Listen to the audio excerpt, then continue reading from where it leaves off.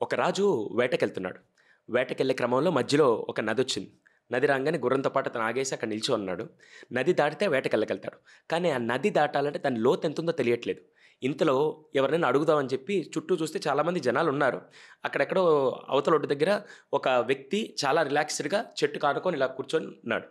వెంటనే ఇతను ఇక్కడి నుంచి అక్కడికి ఎందుకంటే ఇటుపక్క ఒడ్డు వాళ్ళని అడిగితే అందరికీ తెలీదు గదా! అటుపక్క ఆల్రెడీ ఉన్నాడు కాబట్టి అతను దాటితే తెలుస్తుందని చెప్పి నేరుగా అతన్ని అడగంగానే, "హే బాబు ఈ నది దాటాలి. నా గుర్రంతో దాటగలుగుతానంటే అతను వెంటనే అక్కడి నుంచి గుర్రాన్ని కింద నుంచి పైదాకా చూసి నేరుగా ఈజీగా దాటేస్తారు సార్ అన్నాడు. వెంటనే ఆయన మాట విని ఓకే అని చెప్పి రాజు గుర్రం వేసుకొని నేరుగా నది లోపలికెళ్ళాడు. కొంత దూరం వెళ్ళంగానే గుర్రం కాళ్ళు మునిగిపోయి, కొంత దూరం వెళ్ళంగానే గుర్రం బాడీ మునిగిపోయింది.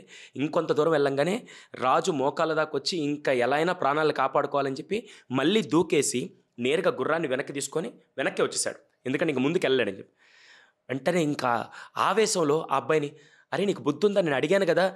దాటగలుగుతాను లేదా? లోతెంతో నేను అడిగాను గదా!" అంటే అప్పుడు ఆ అబ్బాయి చాలా రిలాక్స్‌డ్‌గా కింద నుంచి పైదాకా చూసి, "సార్ నా దగ్గర 2 బాతులున్నాయి.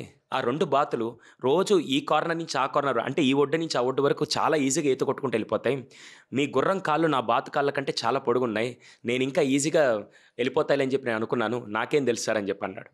అంటే ఇక్కడ అడిగే వ్యక్తిని ఆస్క్ ద రైట్ పర్సన్ అడగకుండా రాంగ్ ఇన్ఫర్మేషన్‌తో మీరెళ్ళిపోతే జీవితం ఎలా ఎఫెక్ట్ అవుతుందో, ఈ రోజుల్లో చాలామంది పిల్లల జీవితాల్లో కూడా పేరెంట్స్ వచ్చి, "మా అబ్బాయిని లాయర్ చేద్దాం అనుకుంటున్నాం. మా అబ్బాయిని ఐఐటీ చేద్దాం" అని చెప్పేసి ఎవరిని అడుగుతున్నారో తెలుసా? ఐఐటీలో చదివినోళ్ళని కాదు. పక్కింటి అంకల్‌ని, ఎదురింటి అంకుల్‌ని అడిగేసి బ్లైండ్‌గా ఎళ్ళిపోతున్నారు. సో, సరైన వ్యక్తిని, సరైన ఇన్ఫర్మేషన్ అడిగితేనే జీవితం బావుంటుంది. This the best example. ఈ స్టోరీ మీద మీ ఒపీనియన్ ఏంటో చాట్ బాక్స్‌లో రాయండి.